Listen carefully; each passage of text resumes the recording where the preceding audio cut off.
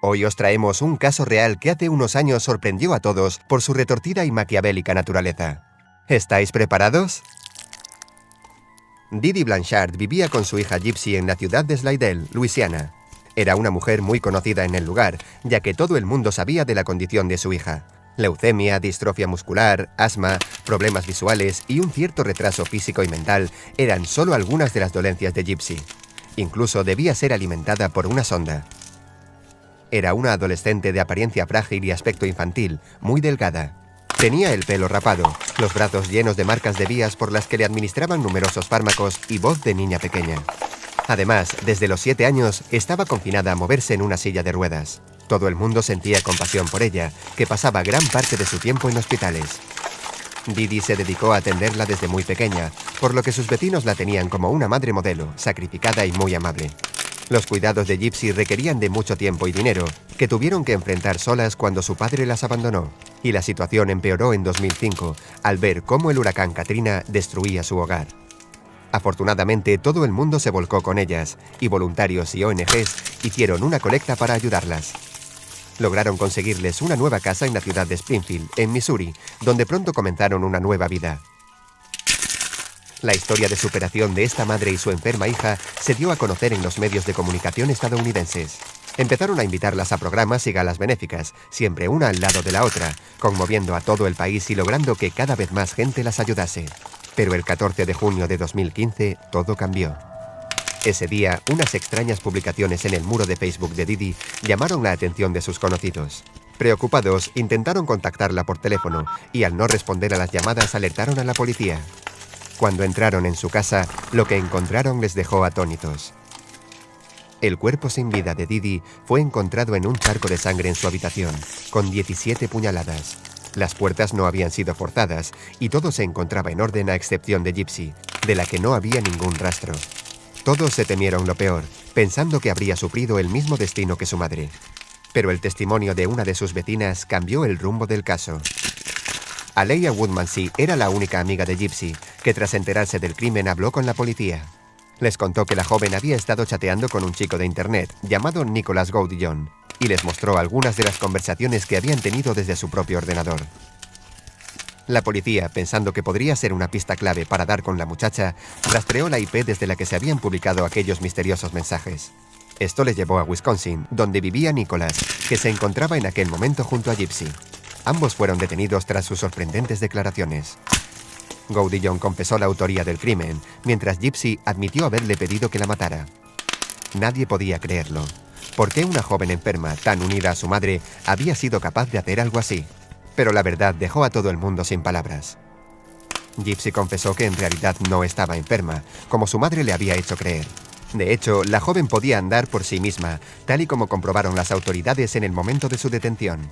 Les relató una historia de abusos y maltrato, donde Didi controlaba todo lo que hacía. La amenazaba constantemente e incluso llegó a encadenarla a la cama. Muchas veces la castigaba sin comer. Tampoco la dejaba salir por su cuenta, hacer amigos o tener contacto con el exterior, a no ser que Didi estuviese presente. Una retorcida tapadera con la que seguir manteniendo a su hija en una burbuja de irrealidad. Cuando se destapó la verdad, algunos médicos que habían atendido a Gypsy declararon que en alguna ocasión habían dudado de su fatal diagnóstico o que no le habían visto nada. Muchos de sus informes médicos habían sido extraviados por su madre, que dijo haberlos perdido cuando se destruyó su casa. De hecho, Gypsy ni siquiera sabía su verdadera edad, ya que su madre mintió numerosas veces sobre su partida de nacimiento. Se sospecha que Didi padecía el síndrome de Munchausen por poderes, un trastorno por el que algunas madres, pese a tener hijos sanos, los cuidan como si estuviesen gravemente enfermos, y está considerado una forma de maltrato infantil. Gypsy sabía que gran parte de sus enfermedades eran una mentira, ya que siempre pudo caminar y podía comer por sí misma. Pero llegó un punto en el que se había hartado de la prisión psicológica de su madre, y cuando conoció a Nicholas y se enamoró de él, encontró la excusa perfecta para empezar una nueva vida. Él fue condenado a cadena perpetua por ser el autor material del crimen, mientras ella recibió una pena de 10 años de prisión, gracias a los atenuantes de su caso. Sin embargo, muchos consideran que tras la sobrecogedora historia de Gypsy se encuentra una perversa joven, que fingió, manipuló y actuó a sangre fría para asesinar a su madre. Jeffrey Lionel Dahmer, más conocido como el carnicero de Milwaukee, Fue un asesino en serie que acabó con la vida de 17 hombres entre los años 1978 y 1991.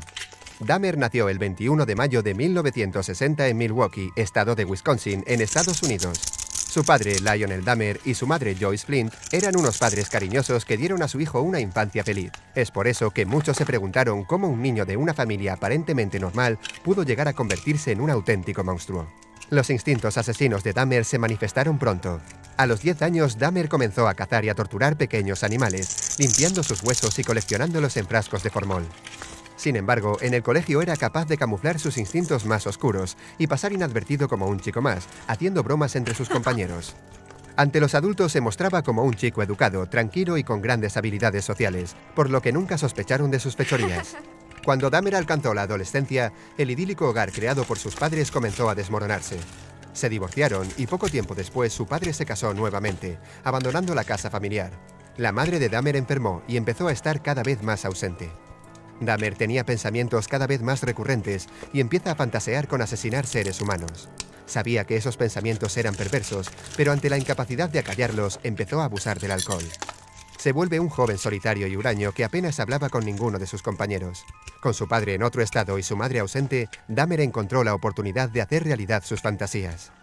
Pocas semanas después de su graduación, a los 18 años, Dahmer fue a dar una vuelta en su coche, cuando en mitad del trayecto se topó con un joven autoestopista, Stephen Hicks, a quien invitó a subirse. Lo llevó a casa y una vez allí lo golpeó en la cabeza con una barra para hacer pesas y lo estranguló. Dahmer se asustó. Bajó el cadáver al sótano de su casa y pensó en cómo deshacerse de él. Al día siguiente, con un cuchillo de caza, le abrió el vientre y seccionó el cuerpo en varios trozos. Los metió en bolsas de basura, las colocó en la parte trasera de su coche y decidió llevarlas a un vertedero. Eran las 3 de la madrugada y Dahmer circulaba por una carretera desierta. De repente se cruzó con 2 agentes de policía que lo pararon y le realizaron una prueba de alcoholemia. Uno de los agentes iluminó la parte trasera del coche y le preguntó qué había en las bolsas. «Es basura», respondió. «Cerca de mi casa no hay ningún vertedero. Huelen muy mal y como no podía dormir, quise deshacerme de ellas».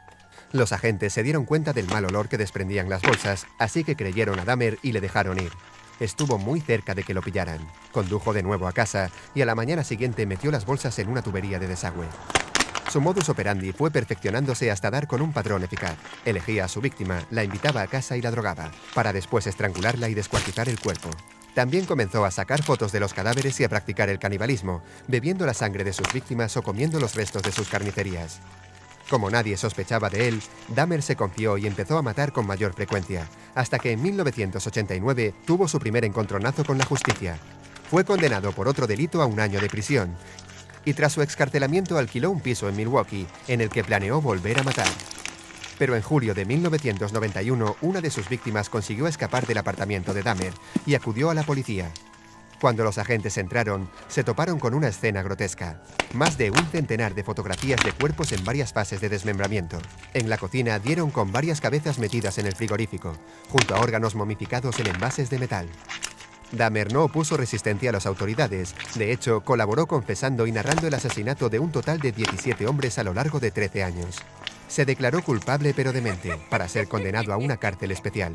Sin embargo, lo declararon consciente de sus actos, por lo que ingresó en una prisión normal. Fue condenado a un total de 15 cadenas perpetuas en el Columbia Correctional Institute. 3 años después de su ingreso, se vio involucrado en una pelea, de la que resultó herido de muerte tras recibir un golpe en la cabeza con una barra de metal de la sala de pesas, el mismo objeto con el que Dahmer perpetuó su primer asesinato. Irónico, ¿verdad?